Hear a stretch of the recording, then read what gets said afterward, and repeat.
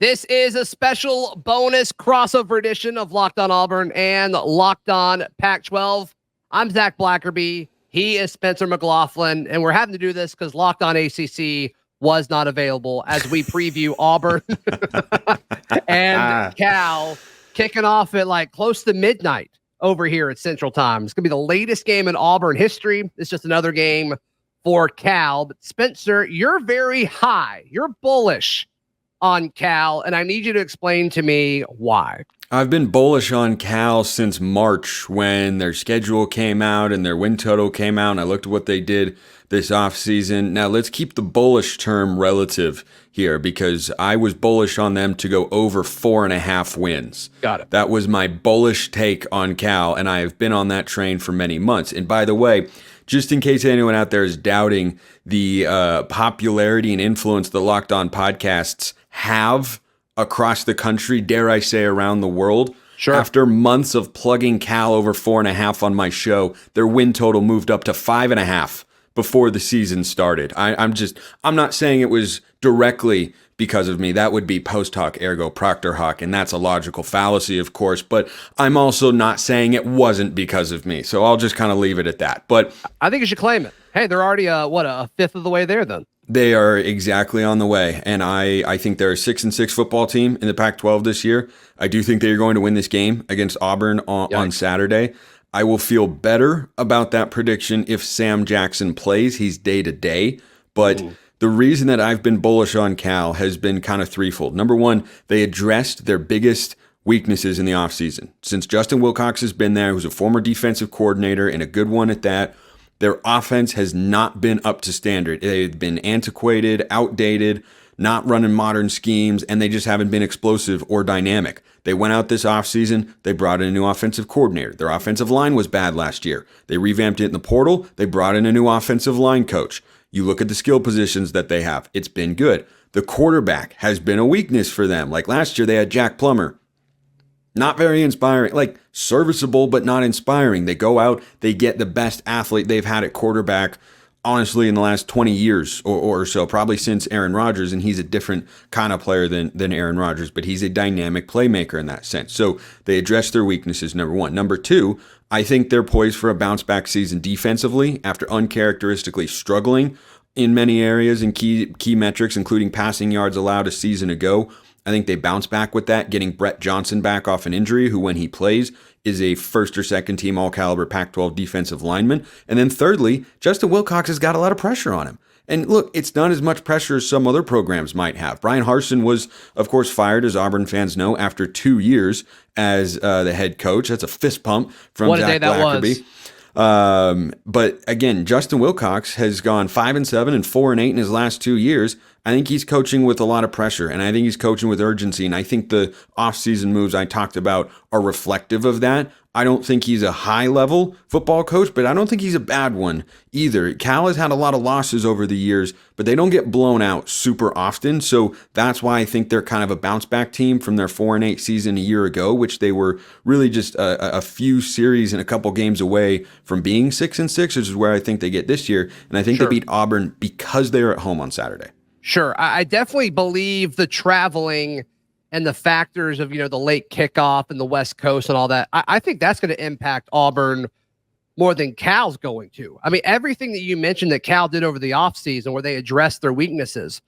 Oh, wait, Auburn went out and got a totally new offensive line. Oh, wait, Auburn went out and got a quarterback. Oh, wait, Auburn went out and got better pass catcher, better pass catchers and other offensive weapons. Oh yeah, and all the guys that Auburn brought in were rated way higher than the guys that Cal went out to get. So I don't know if that argument necessarily makes a whole lot of sense as far as the reasoning why they're going to win on Saturday. Well, what I I'd think that say, may make sense. I think that may make sense as far as them going over that 5.5 that FanDuel set. Sure, I understand cool Auburn had a good offseason. I like the travel component that you brought up. I think it would surprise a lot of SEC fans to know that the California Golden Bears brought in a top 20 transfer portal class this offseason on 24/7 Sports. What was Auburn's, though? Auburn was top 5, right?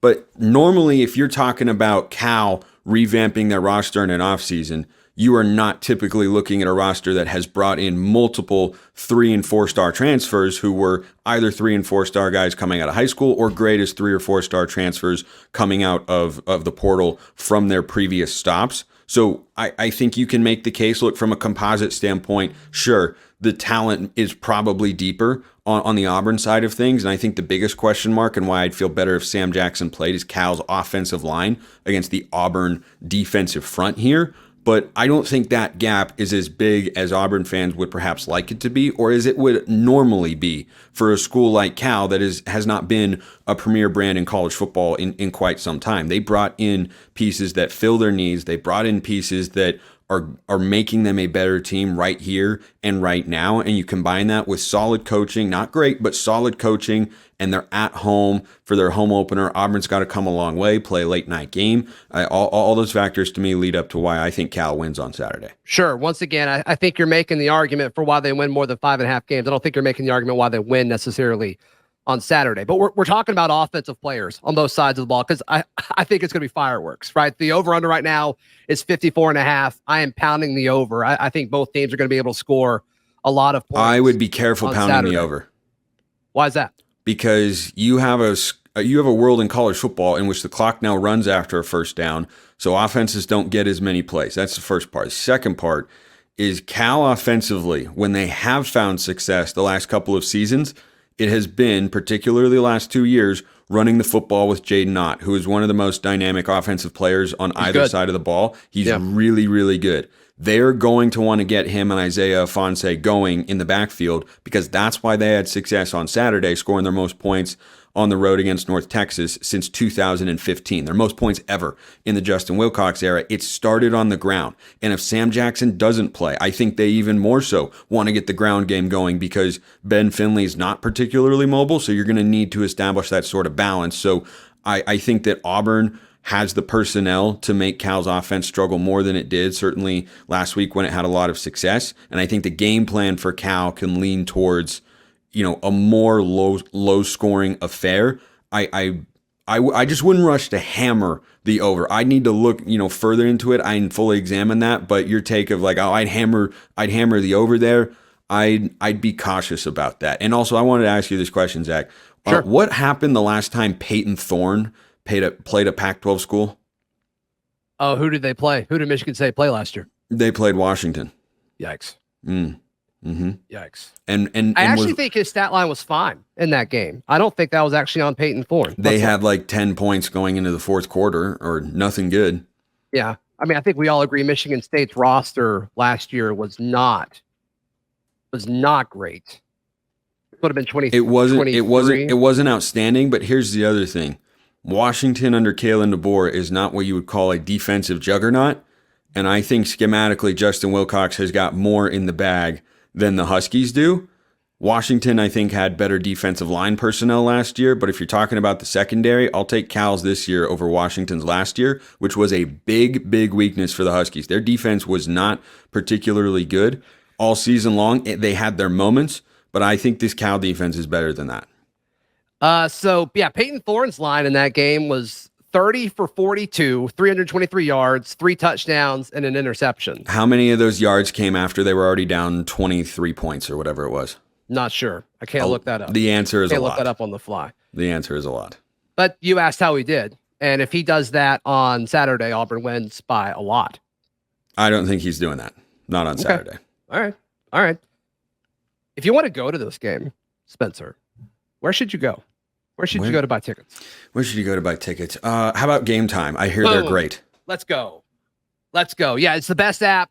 And my favorite thing about Game Time is when you download these things, you can click on the tickets and you're in the seat. You get to see what the field looks like from where you're sitting. So I think that's pretty cool. So just to be clear, you don't get to actually watch the game from that view. You still got to buy the ticket, but you get that little extra detail so you can know, ooh, boy, I really want to have that view. I want that seat, or I don't want that one. The field goal's in my way too much. I want to be closer to the 50-yard line. You get all those little details. Let's go.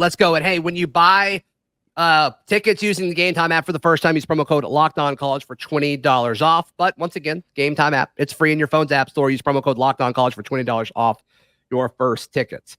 And also, Spencer, Can you imagine how hard it is to nail hires for your local business? It's impossible. Not with anymore. LinkedIn Jobs. I know.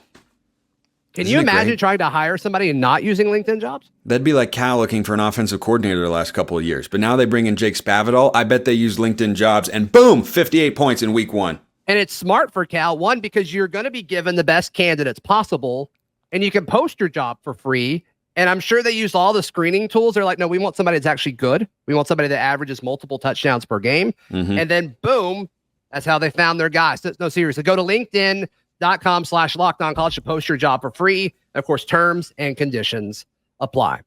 Spencer, what I'm watching for specifically on Saturday, it has to do with Auburn's pass rush. I think Auburn's ability to rush the passer is going to be crucial.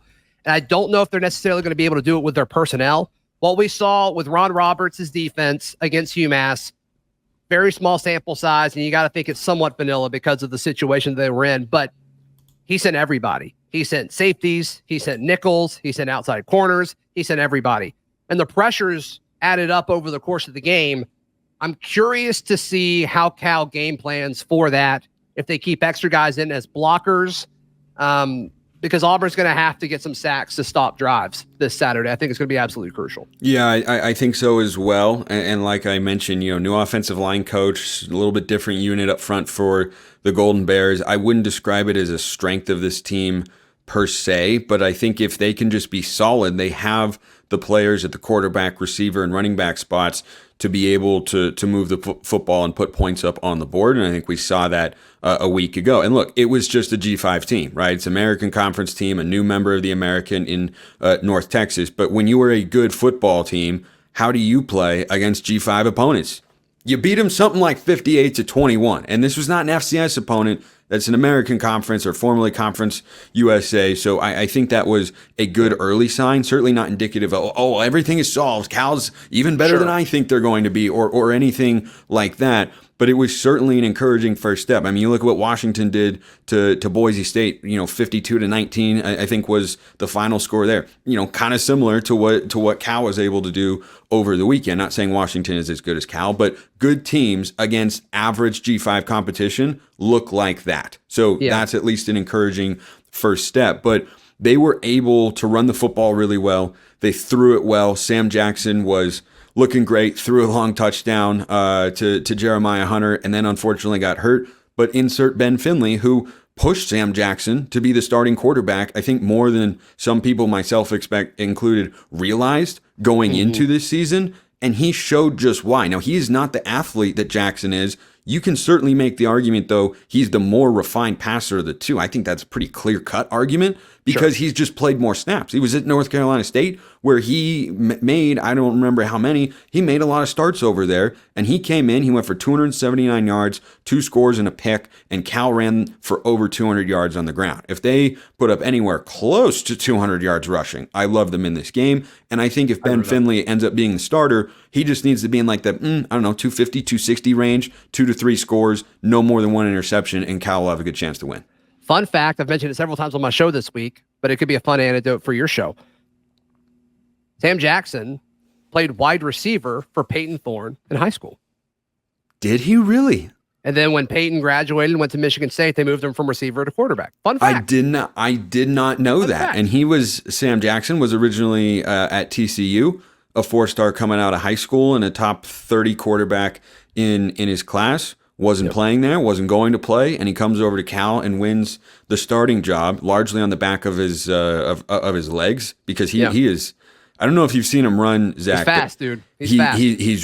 He's fast. He's got a big arm, and he's really, really fast. The question with him is, can he be a quarterback, not an athlete who the ball is snapped to on every play? The early returns against North Texas were, hey, he's making real throws here. Like, you go watch his touchdown to Jeremiah Hunter, you're like, that's a big time Power 5 throw. But he only threw and completed a few passes in that game before, unfortunately, he got hurt. So let me get your thoughts on this, and then we'll wrap up. And I don't know how closely you followed Auburn's quarterback battle or watched Auburn's game against UMass, but there was a quarterback controversy for a little bit. They named Peyton Thorne starter. Robbie Ashford, who started a bunch of the games from a year ago, very athletic, very, very dynamic with his legs, not a great passer. But in the red zone, they put Robbie in, did packages, and he was unstoppable. It was against UMass, right? But he scored 3 times on the ground. Very, very effective when he was in the game with his feet. Do you think that's going to translate to other folks against other folks? Do you think that'll be successful in the red zone against Cal or other Power 5 teams? I think it can be, yeah. I mean, the red zone, everything gets condensed and it becomes a numbers game. You know, for all of his flaws, I thought that Tom Herman at Texas utilized the quarterback run really, really well. And I'm a huge, huge proponent of it. If you have a guy who, you know, is either not likely to get hurt or like Robbie Ashford, who can go out there and put himself in harm's way because he isn't necessarily the starter. I think the question there as to whether you can do that against Power 5 teams is you create a numbers advantage in the running game, but if you suddenly become predictable in that every time he goes in the game, you know he's going to run it, you might not be able to get more than a few yards at a time. But if you have first down and goal at the 8 and you say, okay, we don't even want Peyton Thorne in the game, we're going to put Robbie Ashford in. Yeah, I think that can work. But Robbie Ashford has to be able to present the threat of throwing the football and make tight window throws.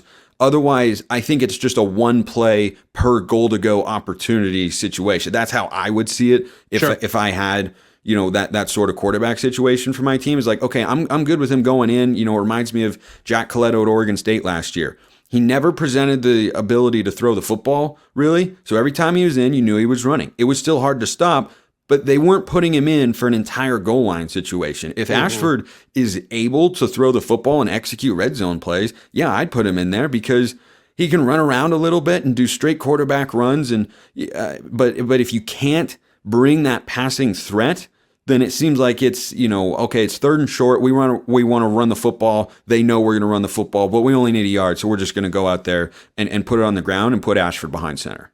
Spencer, thank you so much for this little crossover action. We've done this a few times. Of course, you were representing Locked On Ducks at the time, of course, where you still host. But where can people check out everything you've got going on, and how can they tell you that Michael Dyer was, in fact, not down in the 2010 National Championship? Well, I'm just going to leave now because I'm very upset, and I'm going to go curl up in a ball for the rest of the day.